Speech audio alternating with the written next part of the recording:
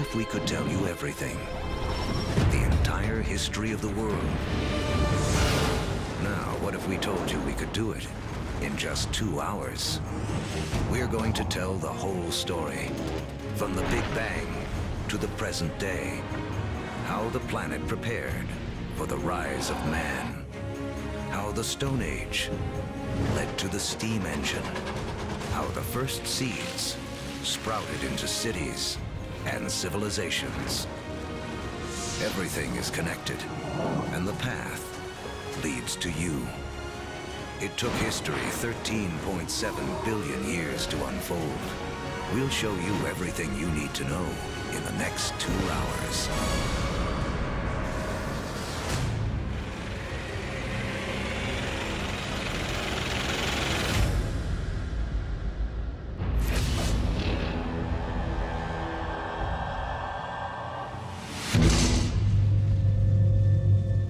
This is our infant universe. Everything that will ever exist, everything that will ever happen, all begins here, within this tiny bundle of energy, smaller than an atom. And right now, history as we know it is about to mysteriously begin. For reasons we may never know, our universe suddenly erupts.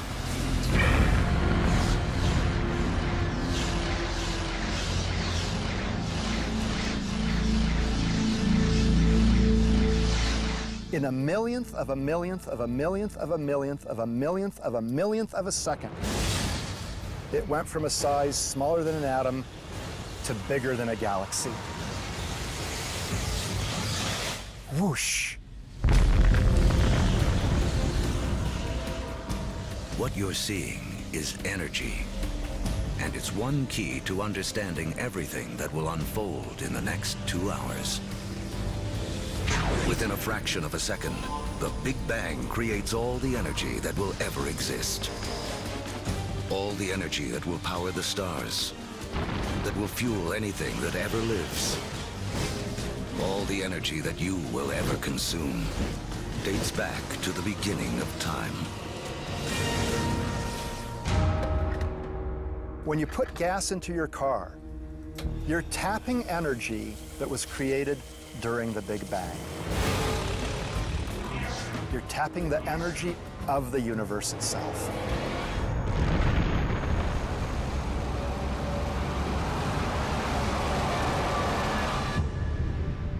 We're only a few minutes into our 2-hour journey, but already 380,000 years have passed.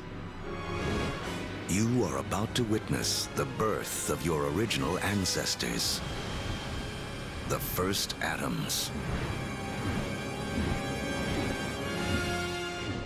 This is hydrogen. The universe will use it to make everything in the world around us. Hydrogen is like a baseball team. You say, what player do I want to start my team with? Well, if I want to start a universe, I want to start it with hydrogen.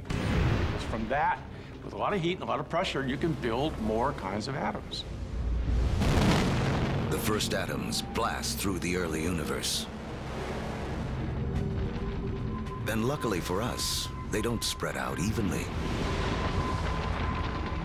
Because in those tiny pockets with more atoms, gravity, the great sculptor of the early universe, begins to work its magic.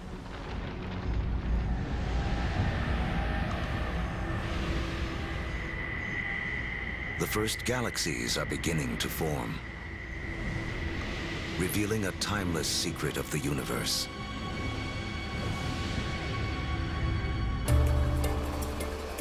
Throughout history, whenever more matter and energy can be drawn together in one place, more complex things can emerge.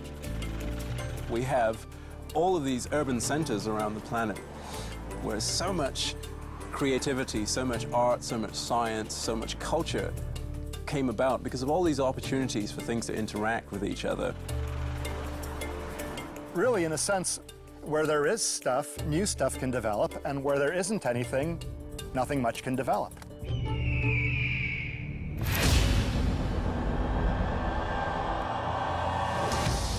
300 million years after the Big Bang.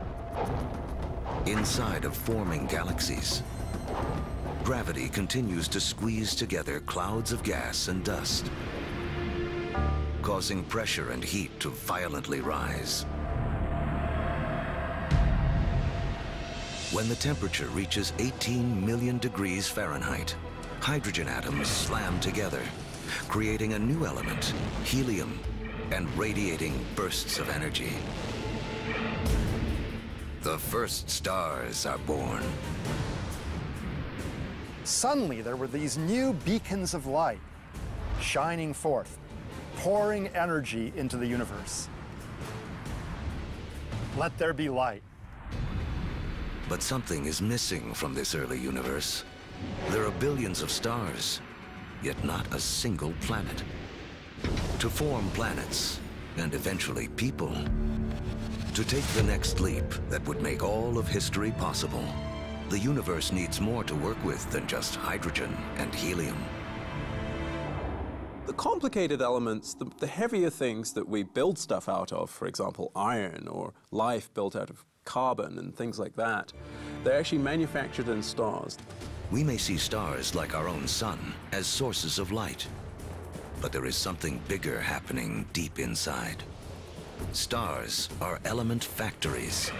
They fuse hydrogen into helium, helium into lithium, forging 25 of the most common elements we'll need to live, including carbon, oxygen, nitrogen, and iron.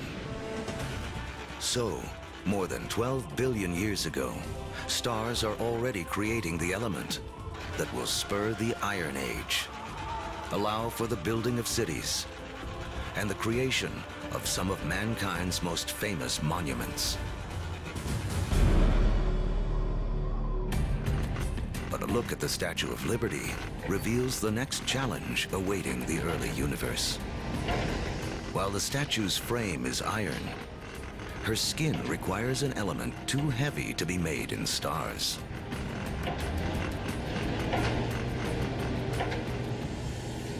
For Lady Liberty to have material for her skin, for there to be gold for wedding rings, or uranium for nuclear reactors, some elements had to be created another way. Stars don't have enough energy to do the job. But if the element factory isn't powerful enough, how about blowing up the factory? Just a few million years after the first stars formed, some of them exploded. Wham! These explosions, known as supernovas, are the biggest blasts in the universe since the Big Bang, providing the extra boost of energy needed to fuse heavier elements. In the fiery blast of their own destruction, stars create uranium, gold, all the rest of the elements that will fill our world, including copper. The periodic table of the elements is really sort of a library of matter in the universe. Those are your building blocks. Everything is coming out of that particular chemistry set.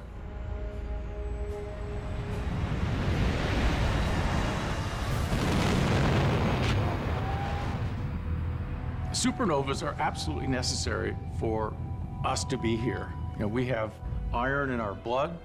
We have little bits of old supernova, therefore, just floating around through us. We are all stardust. Copper and tin, Bronze Age. Without supernovas, there's no Bronze Age. Go to any supermarket and buy a multivitamin. And go and look in the ingredients. You'll find copper, you'll find zinc, you'll find selenium, you'll find all sorts of elements that can only be made in a supernova. The elements made by stars will become the seeds of life on Earth and the drivers of human history. But the journey has just begun. Before there can be life, the universe has to build us a suitable home. To build a proper house, you have to assemble the right materials all in one place. Now, when planets form, It's the same thing.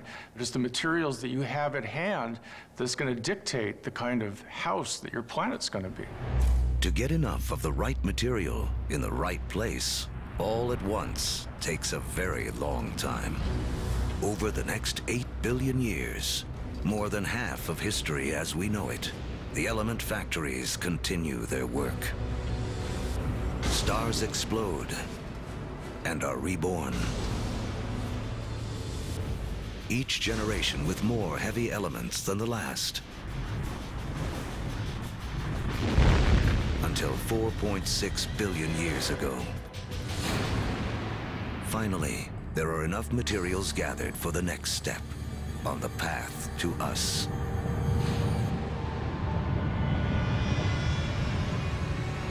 A new star is born. This is our sun.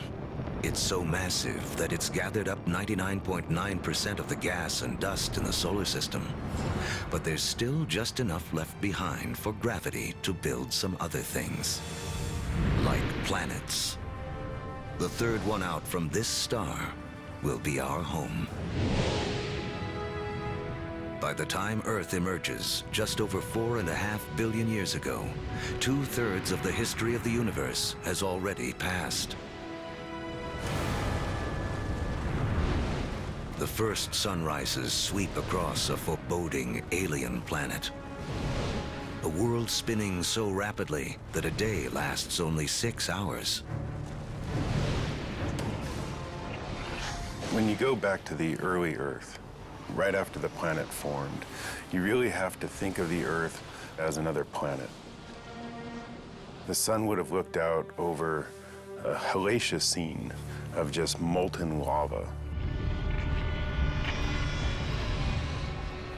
In places, you would see rafts of black volcanic rock.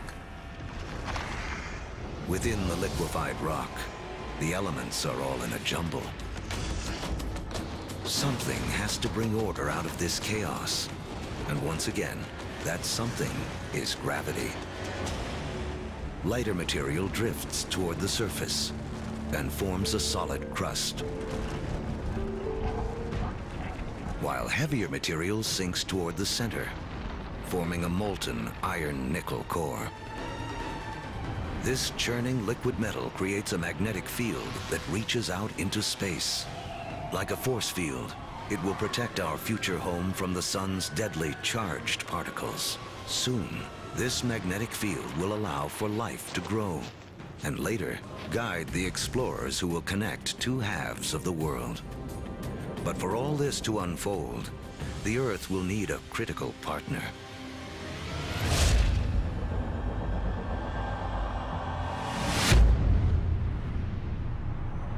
Four and a half billion years ago, an object the size of Mars smashes into the planet at 25,000 miles per hour.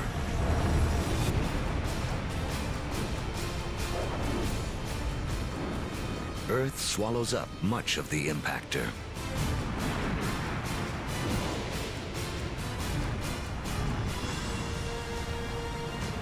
But a spray of molten debris is whipped off into space.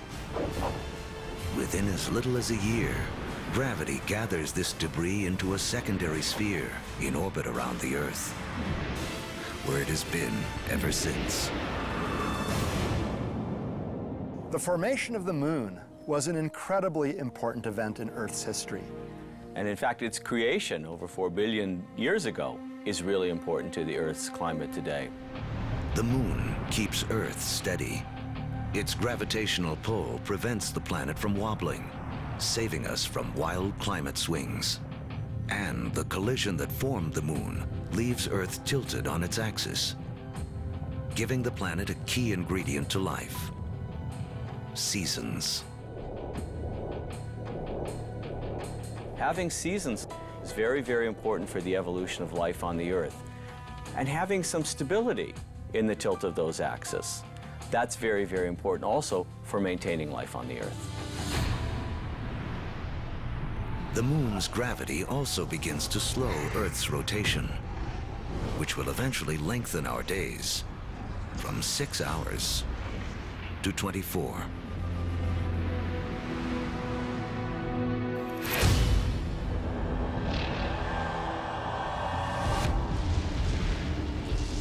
4.4 billion years ago.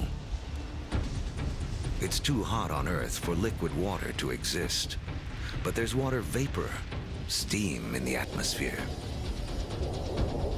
The trick is how to get it out of the sky onto any world where you hope to have life. A little rain must fall.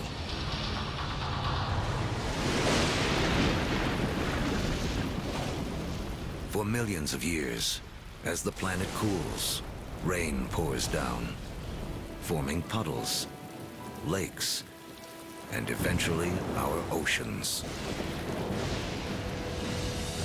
By 3.8 billion years ago, our planet has a moon and permanent oceans. But it hardly resembles the place we now call home.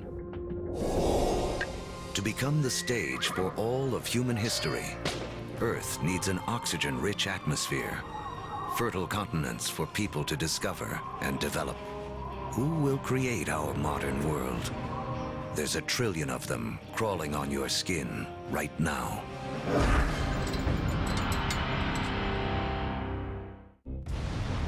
We're telling the history of the world in 2 hours, from the Big Bang to the present day. And our modern world holds important clues to the story. In fact, structures like this hide a mysterious link to the first life on Earth.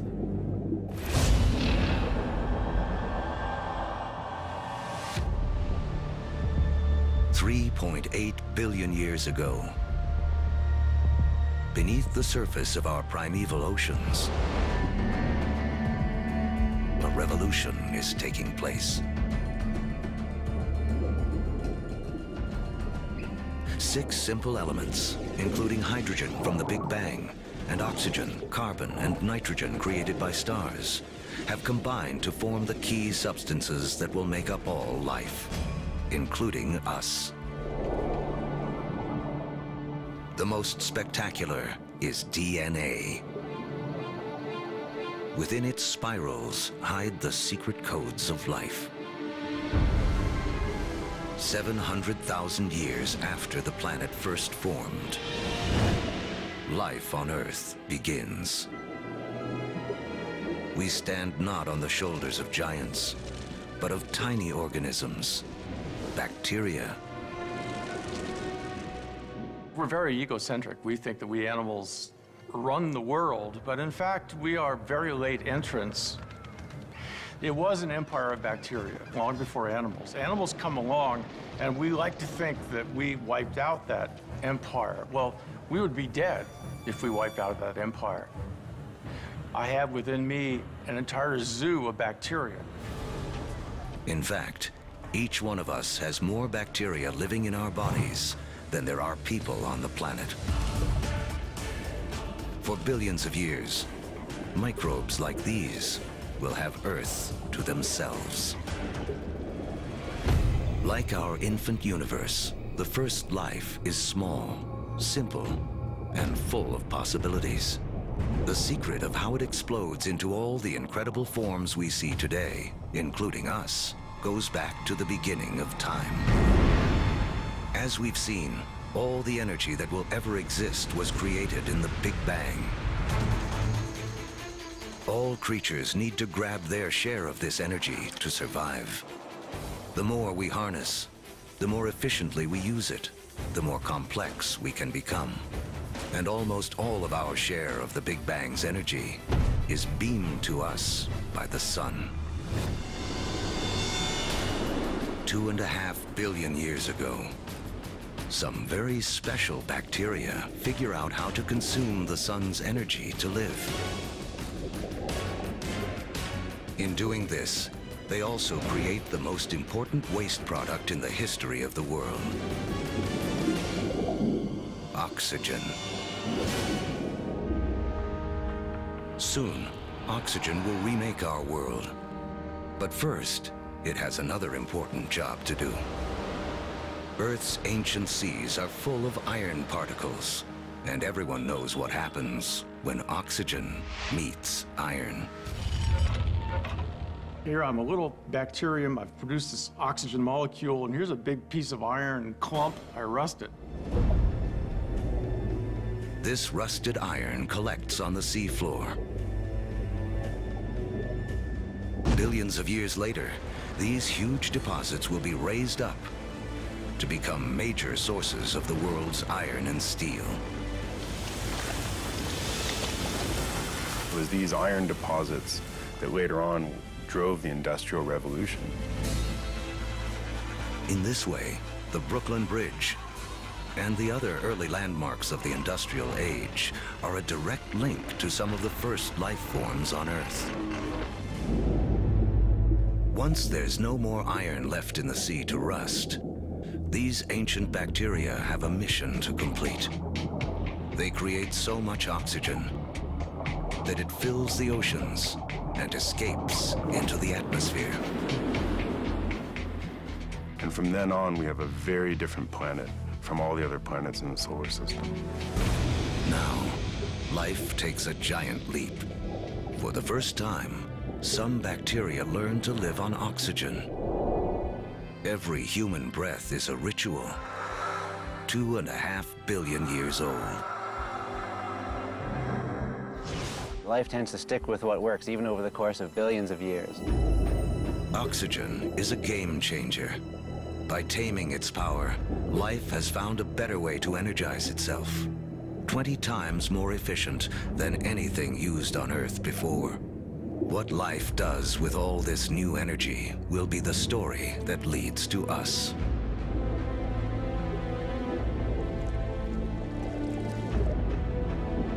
Over the next 2 billion years, life becomes more complex. Skies become blue, and so do the oceans that reflect them. Large, solid continents appear. Earth is beginning to look more like the place we now call home.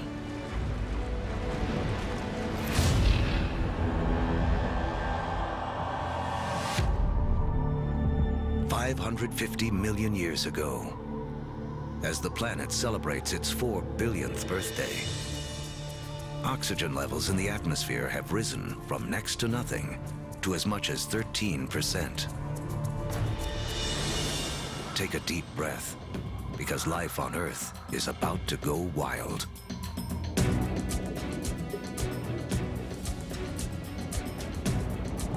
This is the Cambrian explosion, biology's version of the Big Bang. Right after you have abundant oxygen, you get size and complexity, and oxygen lets you do that. It's in this breathtaking span of roughly 30 million years that most of the major animal groups evolve. By 500 million years ago, the first bony fish have evolved in the seas. These fish are our direct ancestors. Though they look nothing like us, they evolve the body parts that will make our own bodies possible, including a spine and a mouth with jaws and teeth. We owe a great deal to our fish ancestors. In fact, all vertebrates today really represent modifications of the original fish body plan. For the first 4 billion years of Earth's history, plants and animals have stuck to the seas.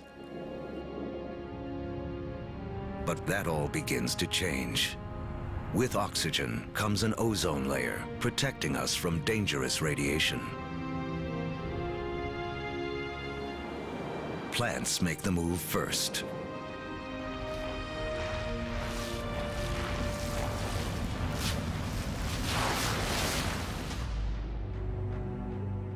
Around 400 million years ago, animals are ready to take the leap. Among the first ashore are the amphibians, whose descendants will include us. The most amazing thing about animal evolution ever, for me personally, is that moment that first amphibian walks out of the primeval ocean onto land and takes a big gulp of air. Kind of like great-great-great-great-great-great-grandpa coming out of the ocean and seeing this fantastic world. And it's like, hey, I can live here. Look at those trees, look at those bugs. There's food here, I can do this.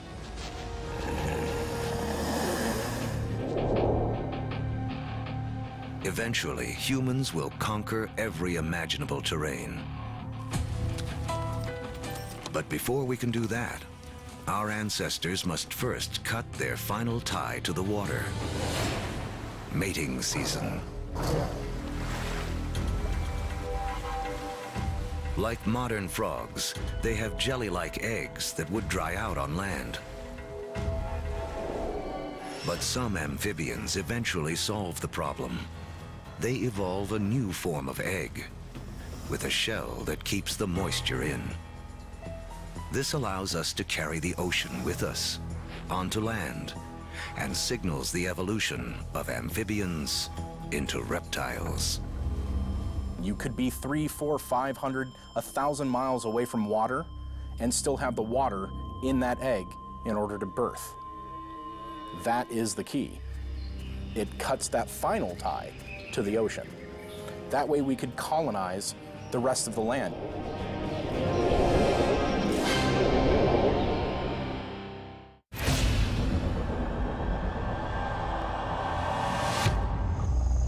$300 million years ago, life flourishes in massive tropical swamps where planet Earth is cooking up a surprise. As plants die here, they are buried, compacted, and cooked. Energy created in the Big Bang and radiated by the sun to plants on Earth is now locked away underground as coal, a gift to be opened by human beings millions of years in the future.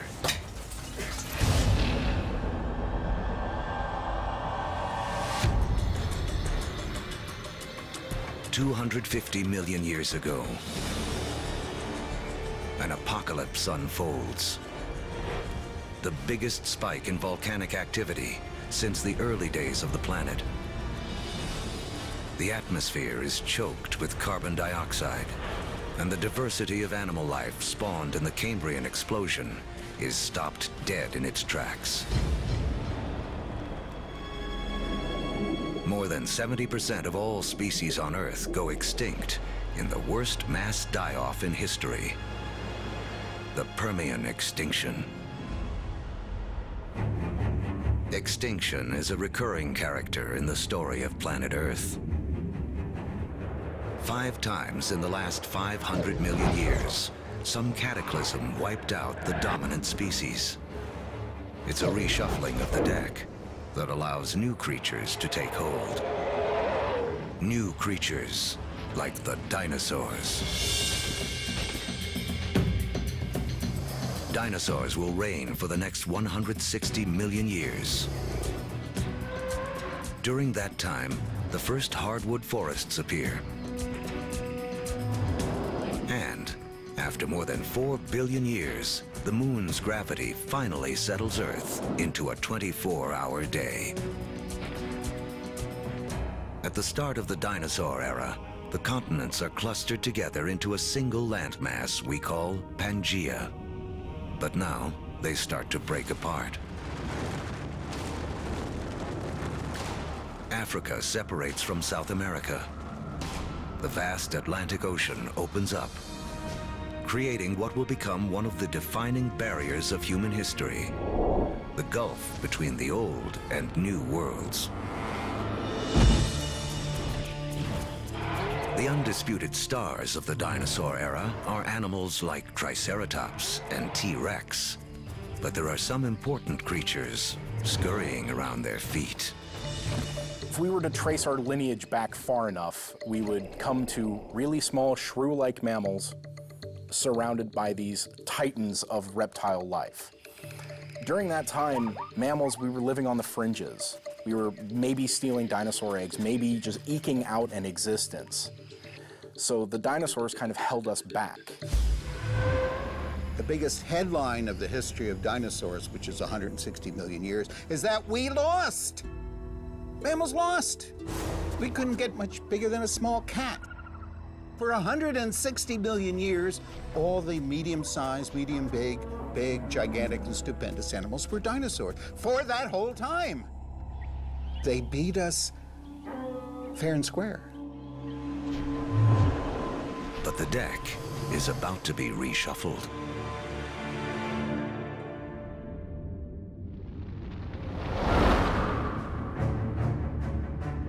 "65 million years ago, a 6-mile-wide object, likely an asteroid, slams into the Earth.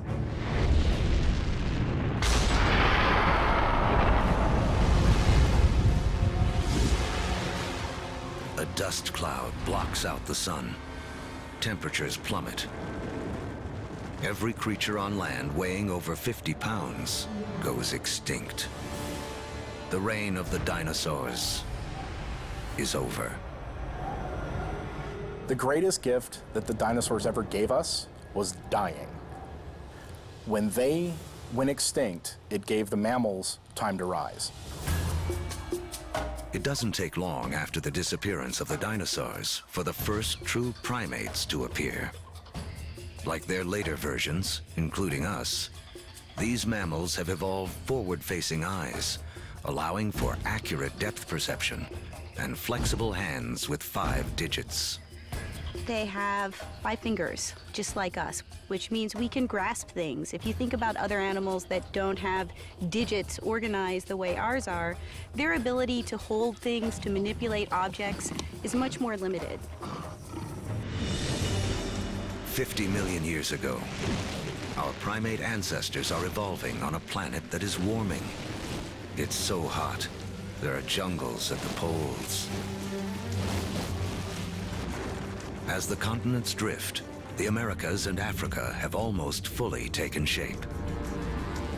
But in northern Africa, modern-day Egypt is submerged beneath an ancient sea.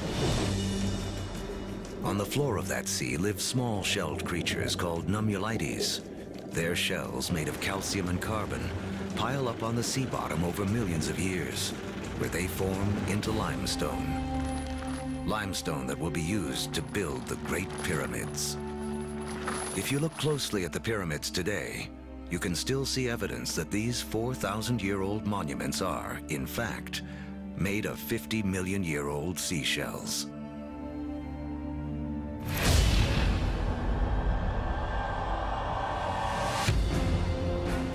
By 10 million years ago, Earth is morphing into a world most of us would recognize. The Colorado River is carving out the Grand Canyon. Mountain ranges like the Himalayas have arisen. They're so tall, they disrupt weather patterns, setting the stage for a colder planet. The Isthmus of Panama emerges to connect North and South America, cleaving the connection between the Atlantic and the Pacific, disrupting ocean currents and tipping the world even more towards an ice age. With the planet getting colder, our primate ancestors hang on in the tropics. But a new creature is coming in that threatens to destroy them.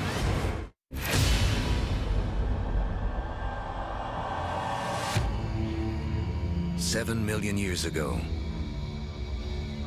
our primate ancestors lived safely in the trees. But their neighborhood is about to be invaded. This newcomer will have as profound an effect on human history as any other living thing on Earth. It seems almost impossible to believe, but one of the most important things that will lead to the emergence of us is the emergence of grass. The grasslands appear almost simultaneously around the world. We get the African savannas. We get the Eurasian steppelands. We get the North American prairies.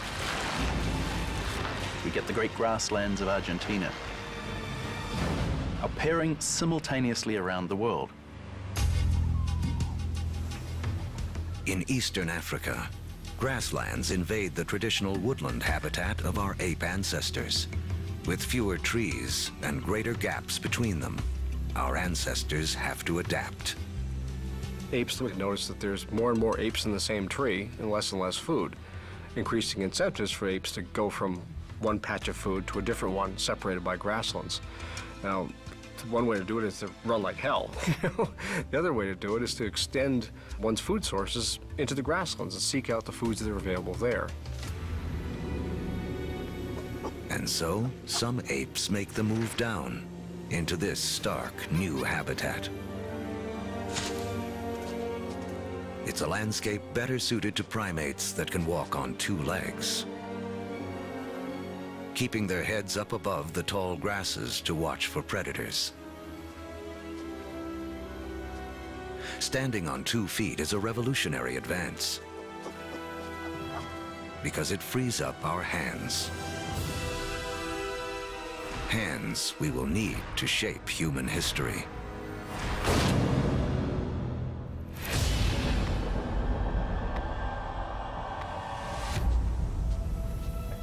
$2.6 million years ago,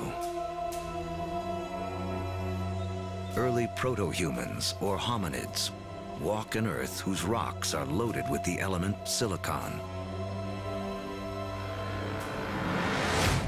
Created in the cores of stars billions of years before, silicon is the second most abundant element in Earth's crust.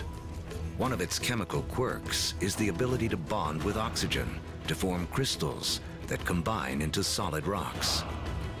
Rocks that can be chipped and shaped without shattering.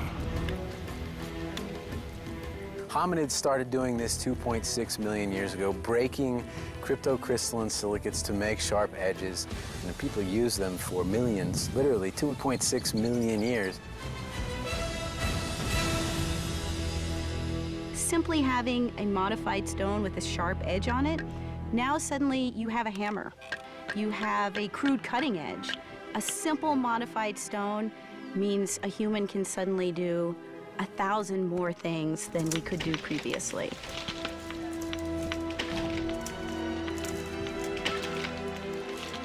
That little extra bit of technology enabled our ancestors to persist and eventually turn into us. Silicon launches the first technological revolution, the Stone Age. Millions of years after it powers our first handheld devices, another chemical quirk of silicon will make it the height of technology once again. The next leap towards becoming truly human relies on a little-known secret of our home planet. In the known universe, it turns out Earth may have a rare and special power.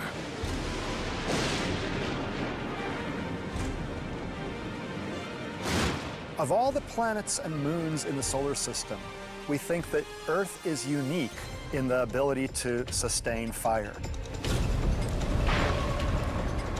Other planets and moons have lightning and lava. But only on Earth do we have the two critical things we need for fire to burn. A vast fuel supply in the form of plants and trees, and an atmosphere full of oxygen to fan the flames.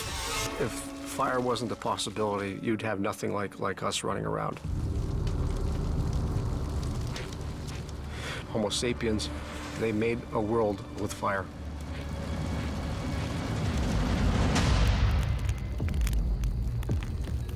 Our ancestors have fire firmly under control by 800,000 years ago. It's a skill that connects us back to the very beginning. Remember that all energy was created in the Big Bang, and all life is in a competition for our share of this energy. Using fire to cook is like having an external stomach to break down foods, releasing more calories, giving us more energy, which in turn allows us to support bigger brains. Fire is also the ultimate gateway technology. We will soon use it to turn clay into pottery, metal into weapons, water into steam power. If you don't have fire, you can't have the internal combustion engine. No fire, no metal. No fire, no rubber. It's a technology that opens a world of possibilities for creatures that know how to use it.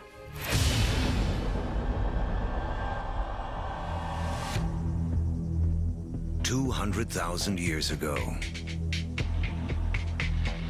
the modern human has fully taken shape. The larynx, or voice box, which is high up in the throat in our ancestors, descends. More complex sounds are now possible. We begin to speak. For the first time, information can be shared between individuals and across generations.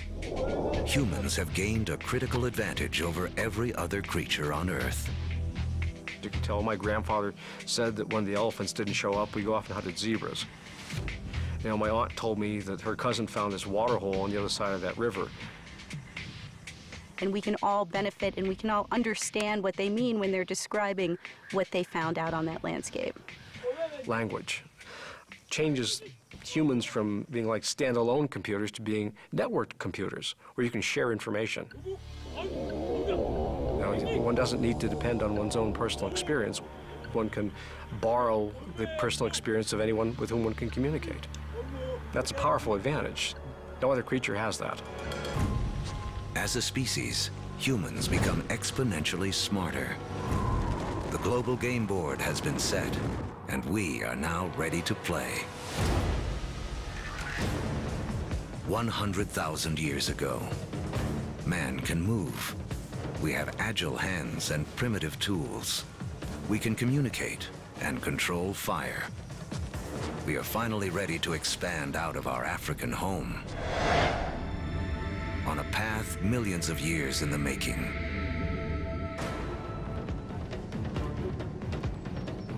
Shifting continents have linked Africa and Eurasia into the largest contiguous landmass on Earth, Afro-Eurasia. 33 million square miles, more than twice the surface area of our entire moon. For early humans, this means more than half the land on Earth can be reached on foot.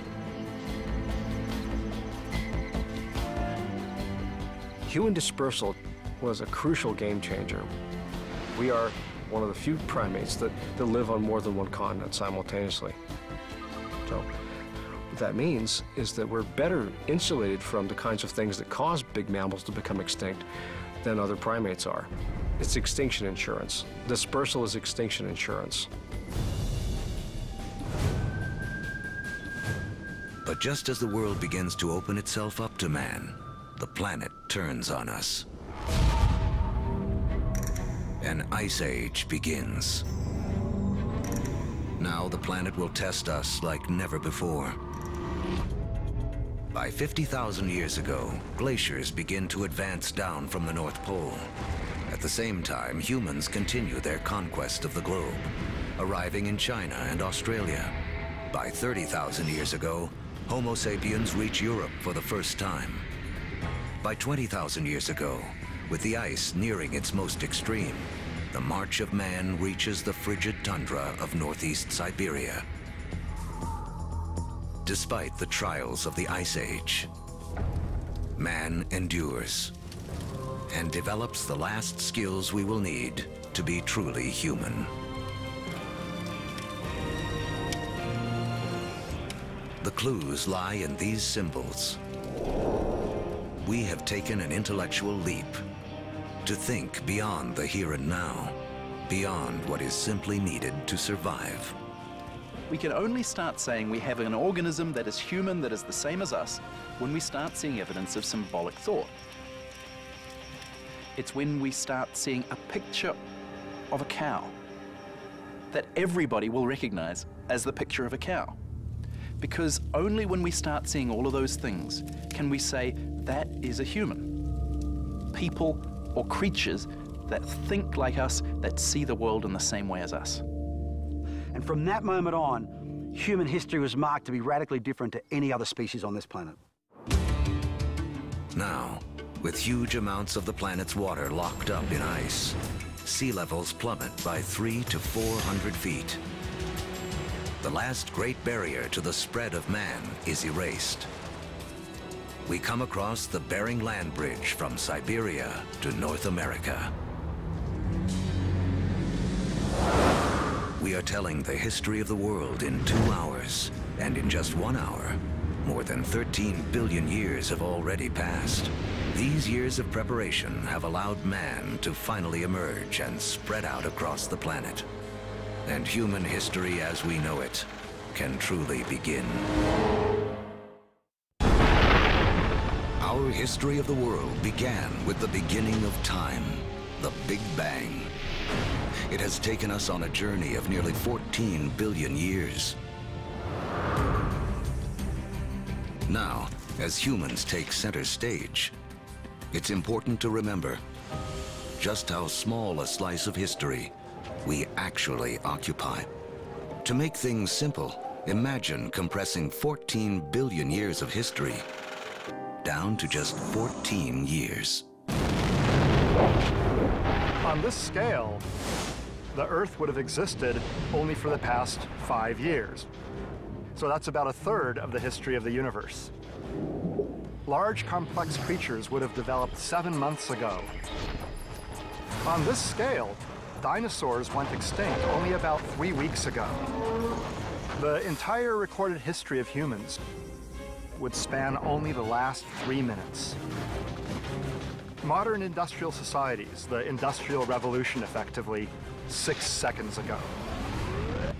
What this shows me is that we humans have been around for only a very brief instant in the recorded history of the universe. Mankind has waited billions of years for our brief instant to shine. As the stars and our evolving planet carried out the slow work of organizing the elements in a way that would make human history possible.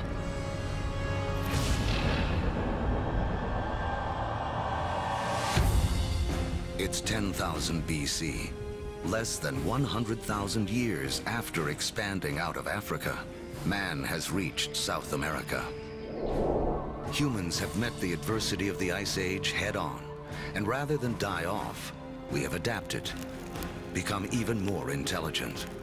And now, we have colonized the entire globe.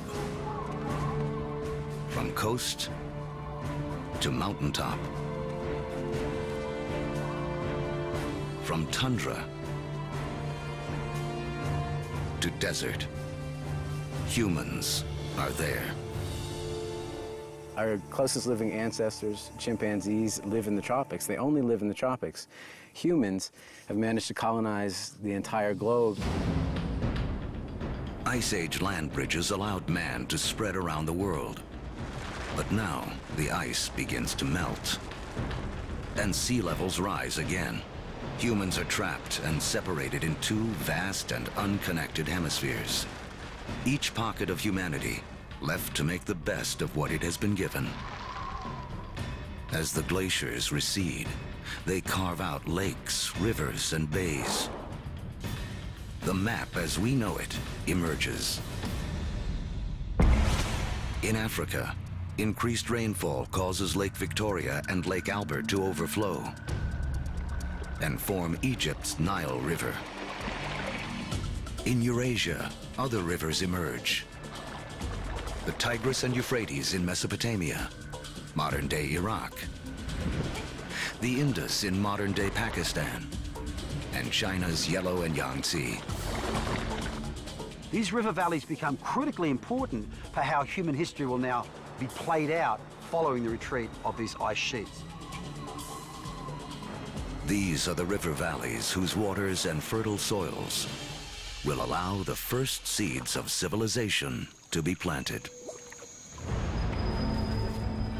With temperatures warming after the Ice Age, plants and animals are more plentiful, and man can finally choose to stop moving. Permanent settlements begin. Populations grow.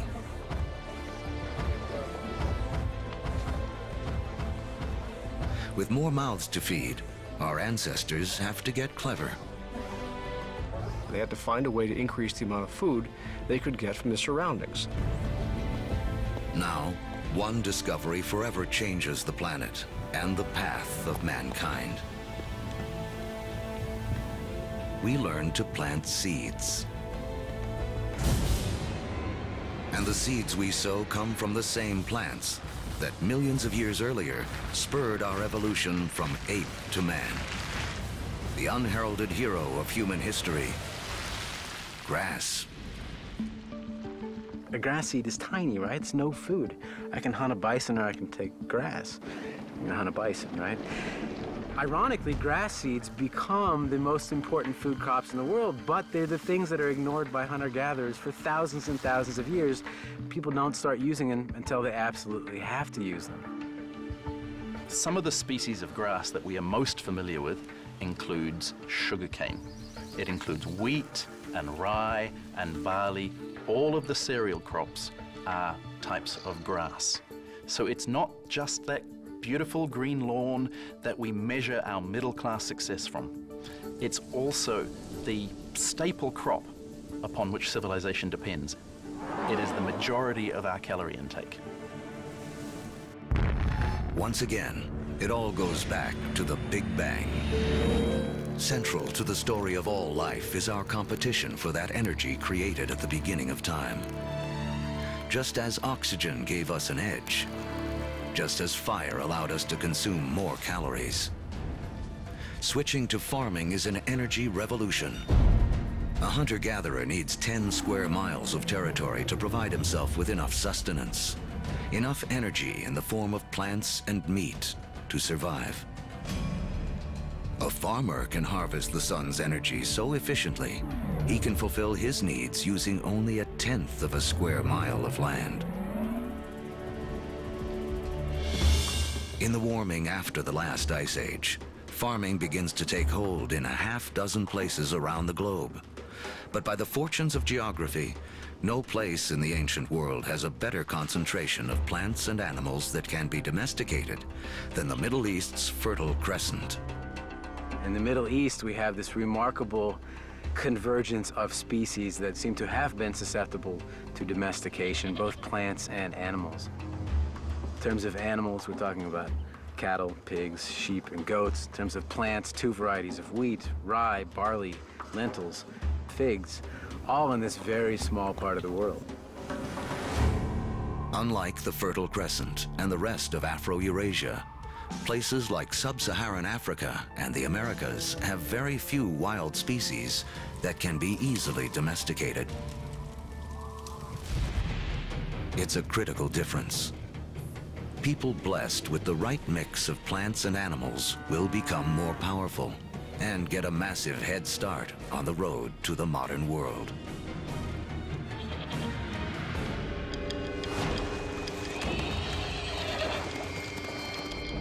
One animal that gives any human who can tame it an almost unbeatable edge is the horse. It's a little-known fact that although horses first evolved in the Americas, they died out there along with many other large mammals around 10,000 BC. There were at least 3 species of Ice Age horses in North America, maybe more. Some as small as ponies, some as big as Clydesdales. And they had evolved in North America for 40 million years. They're part of the whole history, and then they're gone. They're gone. These powerful potential allies disappear before they can be used by the first North Americans. Fortunately, before that happened, large numbers of horses escaped back across the Bering Strait land bridge and spread out across the great grasslands, the steppe lands of Central Eurasia. A narrow escape that had a profound effect on human history. Around 4000 BC, nomadic people in Central Asia learned to tame them for the first time. Domesticated horses will be harnessed across Eurasia, advancing everything from work to warfare. Perhaps no other animal has had a bigger influence on the course of human history.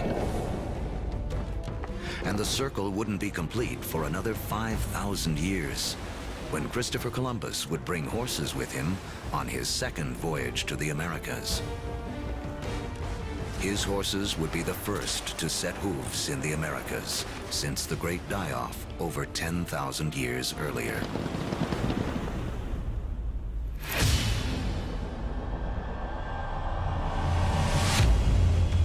"6,000 years ago, domestication of animals and plants sets the stage for the next phase of human history.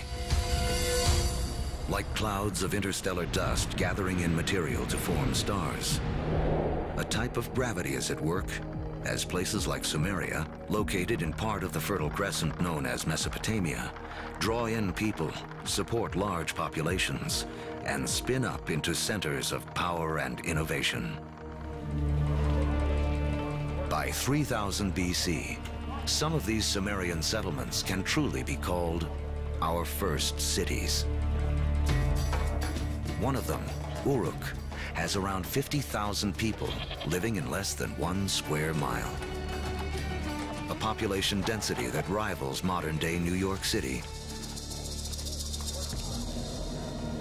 Humans have become so efficient at deriving energy from domesticated food that this land area, which would have supported only a single hunter-gatherer, now can support thousands. But a change in diet also triggers a new dependence. Once you move to agriculture, you are depending for 80–90% of your calories on perhaps 1 or 2 species. In the case of the Middle East, wheat and barley. In the case of wheat and barley, they both ripen at about the same time. Humans have to gather the seeds at the same time. So now we have our food for the year that has arrived in one hit. It's like getting your salary paid once a year. You need to record it, you need to plan, because if inevitably your crop fails, you have famine, and you're not going to have another go for another 12 months.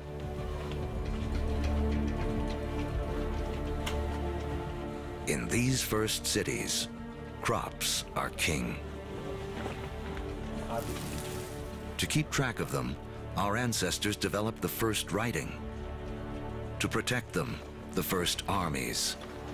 And to administer them, the beginnings of politics. When you have hundreds or thousands of people who are living together, there's simply too many people to sort of run around and create a census. It creates a need for government. It creates a need for some form of social and political hierarchy. Planting seeds has set man on a new path. Settlements have grown into cities.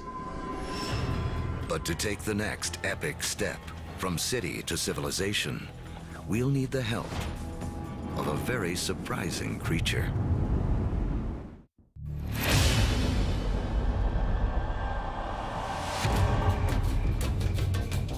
5,000 years ago, after wandering the Earth for more than 100,000 years, mankind has begun to settle down. We cluster near rivers, along the Tigris and Euphrates, the Nile, the Indus, the Yellow and Yangtze. Civilizations are about to take off. But first, they must all master one thing: trade. The more they exchange goods and learn from other lands, the faster they grow. It seems that long-distance trade and communication is a necessary precursor to allow urban civilization as we know it. And surprisingly, the first civilizations arise on the back of a creature with a lowly reputation in the modern world: the donkey. The donkey caravan is the interstate highway and high-speed internet of its day. Their routes will lay the groundwork for the modern world. Moving not only goods like timber and bronze, but ideas and stories. The civilizations they connect will be some of the first described in the Bible. The caravan routes converge at the Persian Gulf, where they link up with ships that carry goods to India. It essentially brought these civilizations together into great cultural and material exchange, and really was the beginning of the trend towards globalization. It is a key to understanding how our world works to this day. Just like the first civilizations, we trade and form networks. These networks form hubs. And throughout history, being at that hub has meant one thing. The amount of ideas, the amount of cargo that passes through a region seems to have a direct correlation to how powerful and important they are. By 2000 BC, humans have gone from humble huts to massive monuments. In Africa, great pyramids arise on the banks of the Nile. The first stages of Stonehenge rise up in ancient Britain. And back in Samaria, artificial temple mounds called ziggurats climb ever higher toward the heavens. To cement these massive structures together, the builders of Samaria turned to a substance that oozes from seepages along the Euphrates River. It's called bitumen. Used as asphalt in the modern world, it is the first petroleum product to be exploited by mankind. While bitumen is highly prized, the lighter, thinner substance oozing from the ground along with it is considered a nuisance by the ancients because it catches fire so easily. The ancients call it naphtha. We call it gasoline. And it's one of the first indications of the vast oil fields that will one day turn the cradle of civilization into a center of wealth and warfare. The legacy of these first civilizations can be seen in surprising ways. The Sumerian counting system was based on the number 12 rather than 10, which is why we divide our days into two 12-hour blocks, our hours into 60 minutes, and our minutes into 60 seconds. The Sumerians also likely invented the wheel, which eventually leads to another innovation that will change the course of man, the chariot. Thus bringing together the Sumerian invention of the wheel, right, with the domestication of the horse that had occurred amongst these nomadic peoples into this really formidable piece of military technology. Around 1200 BC, a chariot-driven clash of civilizations cuts off trade routes for copper and tin, the metals we need to make bronze tools and weapons. But luckily, the stars have made us an alternative: iron. Now, metalsmiths make a crucial discovery. By working at higher temperatures, they can release the power of this ancient metal. Easier to sharpen and 700 times more common on Earth than copper. It is a game changer. Humanity enters the Iron Age.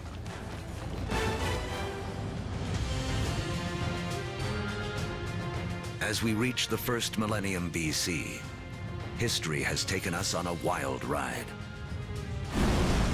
From the initial blast of the Big Bang to the formation of Earth and its first creatures, and the rise of man. We've seen the Ice Age create bridges to spread mankind around the world, then strand us on different continents, leaving us to survive on what we have at hand. So by 1000 BC, the world remains a divided place. The trade network that connects much of Eurasia and North Africa doesn't yet penetrate the planet's driest deserts or cross the vastest oceans. Cut off by geography are people in places like sub-Saharan Africa and the Americas. With few easy-to-domesticate plants and animals of their own, they remain tied to more ancient ways of life.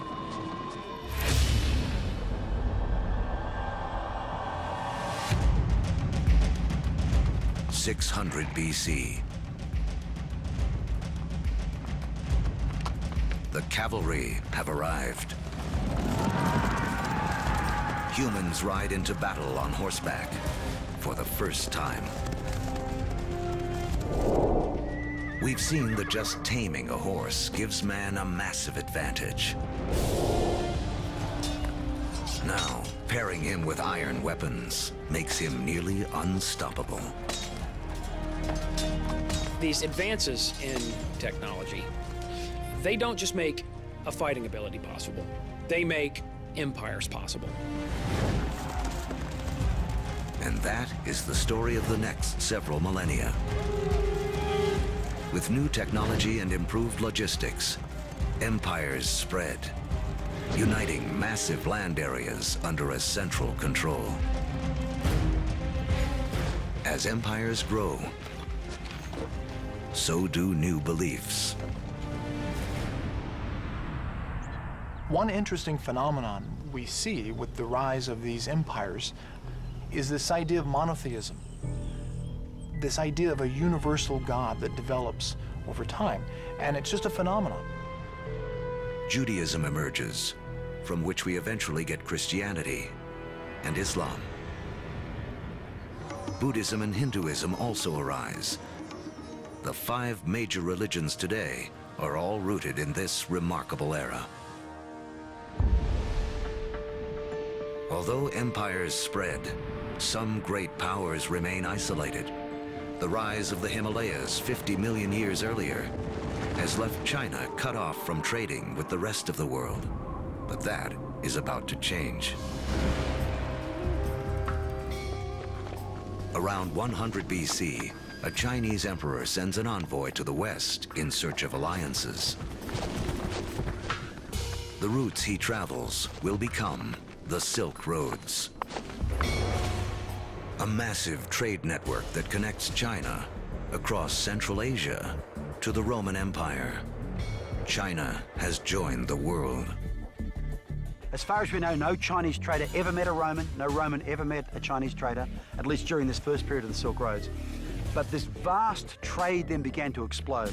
Between about 100 BC and about 200 AD, we have 3 centuries of trade and cultural exchange on a level that has not been seen before in human history.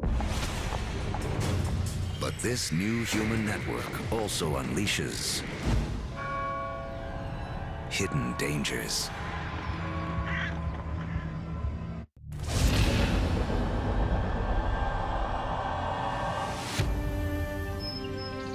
By the beginning of the Common Era, great empires have risen, and a massive trading network connects most of Europe and Asia. But the trade routes also carry an invisible threat. Disease. Massive epidemics that some blame for taking down both the Roman Empire and China's Han Dynasty.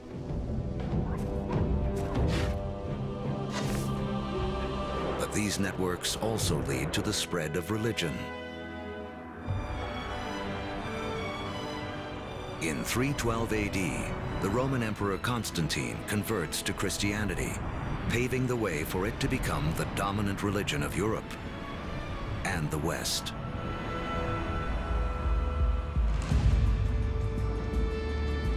Three centuries later, Islam also emerges.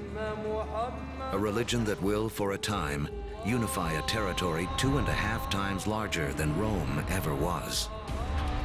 Arab trade will drive innovation for the next 1,000 years and expand the global network to places it has never gone before.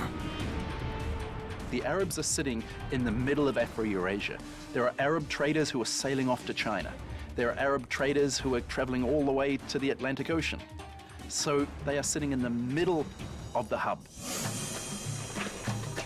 One secret to Arab trade: the camel. A creature whose ancestor, like the horse, escaped across the Bering Land Bridge out of North America. A caravan of 6 camels can lug as much as 2 tons of cargo as far as 60 miles a day, twice the load of a donkey caravan in half the time. For the first time, camel caravans open up reliable trade routes across the formidable Sahara Desert, leading to the formation of the first states in West Africa. Arabic trade expands, moving salt from the Sahara to Rome, rice from Eastern Asia to India, the secrets of making paper out of China into Europe, and countless other inventions and ideas around the world. Where does our word for lemon come from? Where does our word for coffee come from? They're all Arabic. Because the Arabs brought a huge number of food crops into Europe. Oranges, citrus crops, they come from South China. Yet they don't make it to the West until the Great Age of the Arabs. In Islamic North Africa, one Italian merchant named Leonardo Fibonacci becomes well-schooled in the ways of Arab traders. He picks up on a simple but ingenious counting system that originated in India but is used extensively in the Arab world. His writings will spread this knowledge to Europe and around the globe. With everyone counting the same way, business and trade will explode. And because of Fibonacci, people today still almost universally use the numbers known as Arabic numerals. But there is another idea Arab traders will spread, something even more influential. It originates in China around 800 AD. A Chinese alchemist in search of an elixir for long life instead stumbles upon chemistry that can bring sudden death. He combines carbon and sulfur with saltpeter, a compound made of potassium, nitrogen, and oxygen. Forged in the stars, these elements now come together to make gunpowder. The recipe for gunpowder eventually moves west across the Silk Roads to the Islamic world, where Muslim warriors use it to fire cannonballs at Christian crusaders.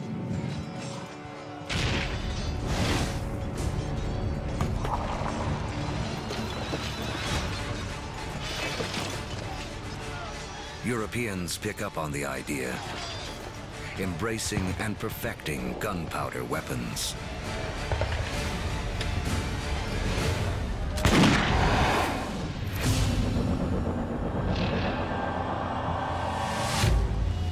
In 1492 AD. There are roughly 400 million people in the world, but it is still divided in two. In the Americas, the civilizations of the Aztecs, Mayans, and Incas have all arisen. While halfway around the world, in the aftermath of the fall of Rome, Europe has cracked like an egg into individual states. For Italian-born Christopher Columbus, this means he can appeal for funding from a succession of European rulers. Until he finally convinces the King and Queen of Spain to back his expeditions. It has taken all of Earth's history to make Columbus's journey possible. For tacking into the wind, he uses triangular sails, a technology copied from the Arabs. To guide him, the compass, an invention from China. And guiding the needle, a magnetic field formed with the core of the planet itself. Although Columbus is looking for a new way to sail to India, what he does instead is finally and forever connect the two halves of the world.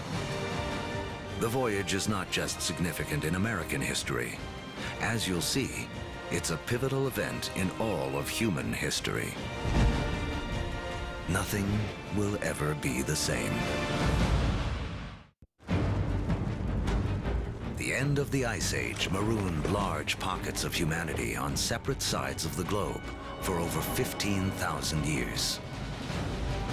Now, that's all about to change. The voyage of Christopher Columbus in 1492 is taught as one of the most significant events in American history. In fact, it's one of the most significant events in all of human history. Prior to that voyage, the Great World Zones had existed largely in isolation. By crossing the Atlantic, Columbus opens up the vast American world zone, these two enormous continents of North and South America, with the millions of people that are living there, the resources that are available. And for the first time, people living in Eurasia become aware of this other part of the world. Until the voyage of Columbus, these people may as well have been living on different planets, so isolated were they. A trade network that started with the first civilizations, connected Europe, Asia, and Africa, now reaches across the Atlantic. In this vast new global network, new hubs will form. And once again, power will shift. For most of the last 2,000 years, Europe hasn't been that important. Then we get the age of Columbus, and what do you know? This is exactly the time where we see the rise of the West. This is when the West starts taking over, when it gets itself smack bang in the middle of the biggest exchange network the world has ever seen. Now, foods that had been isolated on disconnected continents begin to move around the world. Maize from the Americas shows up in Egypt and China. Potatoes from the Andes prove perfectly suited to the soils of Ireland and Russia. The old Fertile Crescent grains, like wheat, begin to feed the Americas. New foods mean more calories, more energy. Within 3 centuries of Columbus's voyage, the population of the world will more than double to 900 million.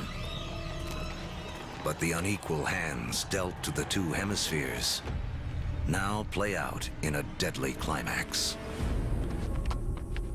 European conquistadors, inheritors of the agriculture and animals of the Fertile Crescent, and the trade spread along the vast networks of the Old World, come bearing guns, riding horses, and carrying infectious diseases. The result, slaughter. In the years following Columbus's first voyage, 95% of the native population in the Americas will die from European guns and germs.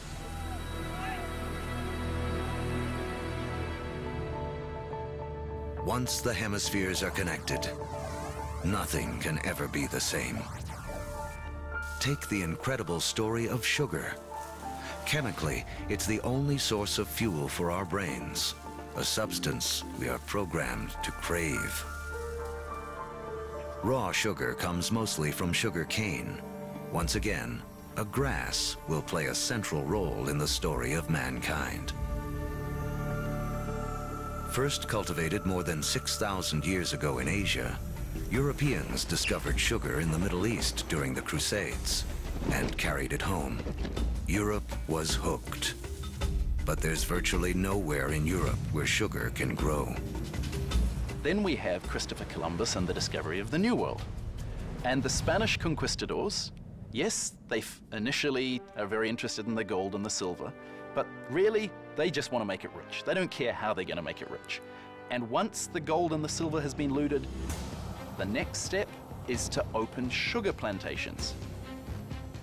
The Spanish themselves don't want to work in the sugar plantations. They start looking around for a new labor force.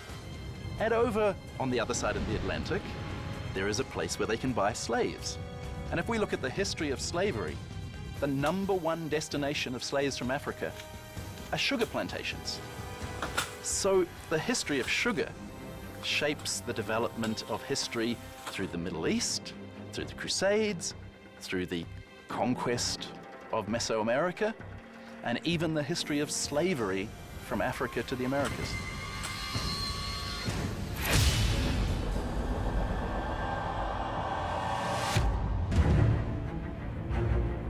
In the year 1700, mankind has hit a wall.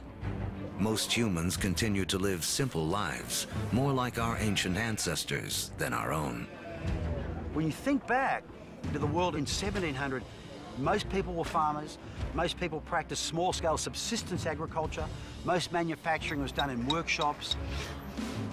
In 1700, it takes over a year for cargo and information to circle the planet, longer than it would take us today to get to Mars.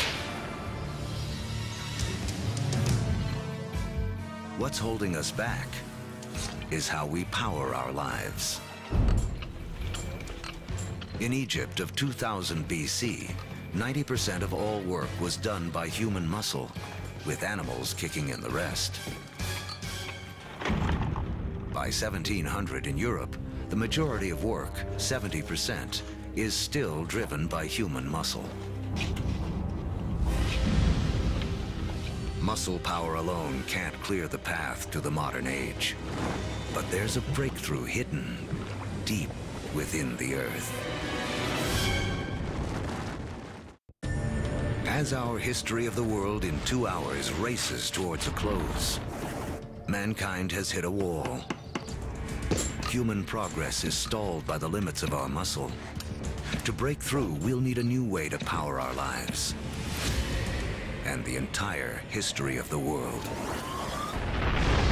Remember that billions of years ago, iron from exploding stars was gathered up into planet Earth during its formation.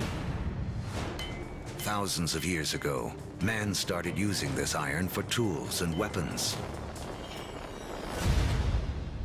To keep our forges burning, we began cutting down our forests. Now, 300 years ago in Britain, iron is in high demand, and the trees are running out. The British need a new source of fuel, and thanks to the decayed remains of ancient ferns, they have one. Coal.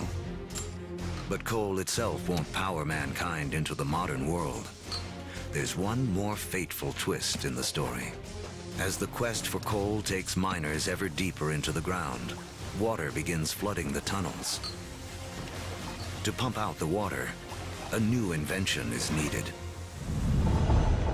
In 1712, Thomas Newcomen produces a pump powered by burning coal and driven by steam. Newcomen's machine is the first practical steam engine.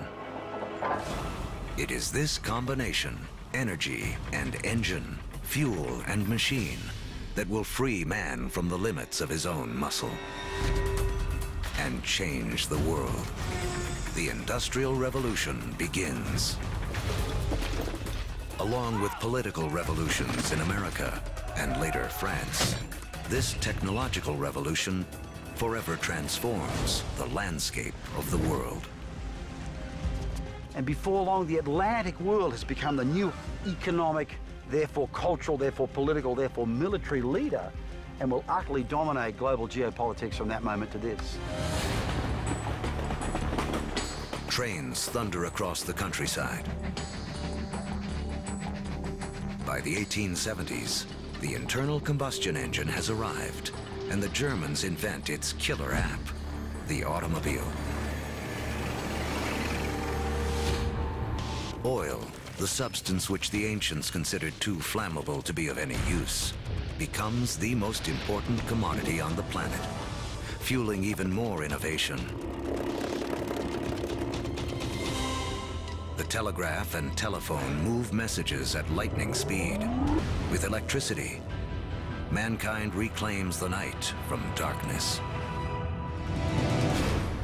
The hub of power has shifted. In 1800, Europeans and their descendants controlled 35% of the land on Earth. By 1900, they control 85%. By the 20th century, fossil fuels and the internal combustion engine have amplified everything, including warfare. That technology meant that military power and military conquest was something that could be international in a way that it had never been before. In the 20th century, almost 3 times as many people are killed as a result of war as in the previous 2,000 years of human history combined. The application of the industrial skills, the industrial technologies of the 18th century reached their culmination, I think, with these extraordinary events. And it's all being driven again by the micro-fossilized bodies of organic entities that disappeared into ancient swamps millions and millions of years ago.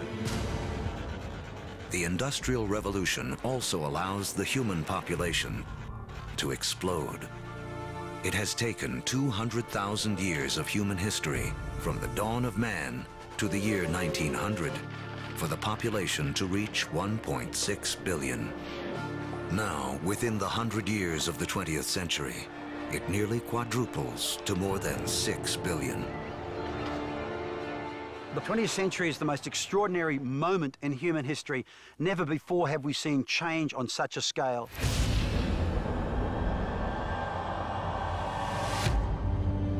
Today, humans number close to 7 billion. We are the dominant players on the planet.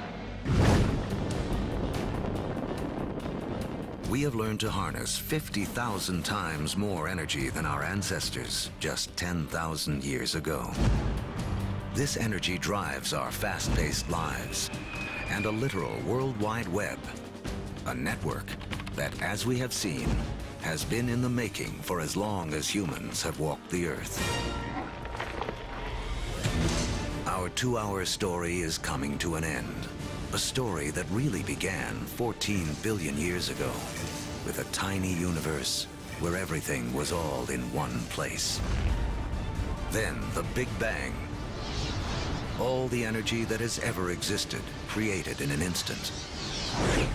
Gravity sculpted our universe. For billions of years, stars and supernovas created all the elements we would eventually need. Then an extreme Earth took shape and settled into just the right conditions to support life. As the planet evolved, life competed for energy and grew more and more complex. Eventually, the conditions were right for our species to rise. We mastered stone and fire. When the Ice Age came, we spread around the planet. And when the ice melted, we were stranded on different continents. We learned to bend plants and animals to our will. We built cities, then civilizations. We created a vast network that linked empires, joined continents, then crossed oceans. Just when it seemed we had reached our human limit, we found the energy and technology to carry us into the future. On Earth, the seeds of the past have bloomed into a present filled with energy and creativity. The stories of billions of lives have played out against the backdrop of a universe almost too vast to comprehend. In everything that we do, in all that we are, we remain living monuments to the past as we continue to make history every day.